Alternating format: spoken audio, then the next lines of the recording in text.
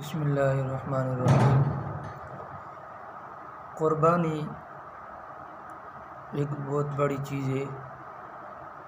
قربانی کی فضیلت میں رسول کریم صلی اللہ علیہ وسلم نے فرمایا، جانور کے بدن پر جتنے بال ہوتے ہیں ہر ایک بال کے بدلے اللہ تبارک و تعالی نیکی عطا فرماتا ہے۔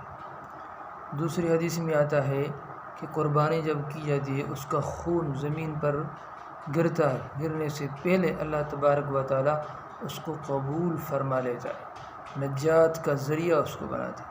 اس لیے نبی صلی اللہ علیہ وسلم نے فرمایا کہ تم قربانی کے جانور کو خوب چراؤ، کیونکہ یہ پل صراط پر تمہارے لیے سواری بنے گا۔ اس لیے رسول کریم صلی اللہ علیہ وسلم نے اس کے بارے میں بہت ساری احادیث بھی ہیں، فضیلت بھی ہے۔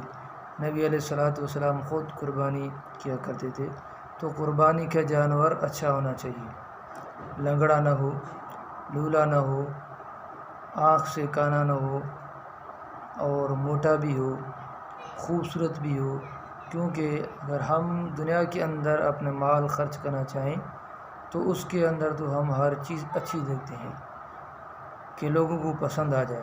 تو قربانی اگر کی جائے اس کے اندر بھی یہ خیال رکھا جائے جتنا ہو سکے جانور اچھا ہو، تاکہ اللہ تبارک و تعالی ہمارے قربانی کو قبول فرمائے اور ہمارے اس عمل کو بھی اللہ تبارک و تعالی کیا قبول فرمائے۔ اسی لیے قربانی کی بہت بڑی فضیلت ہے۔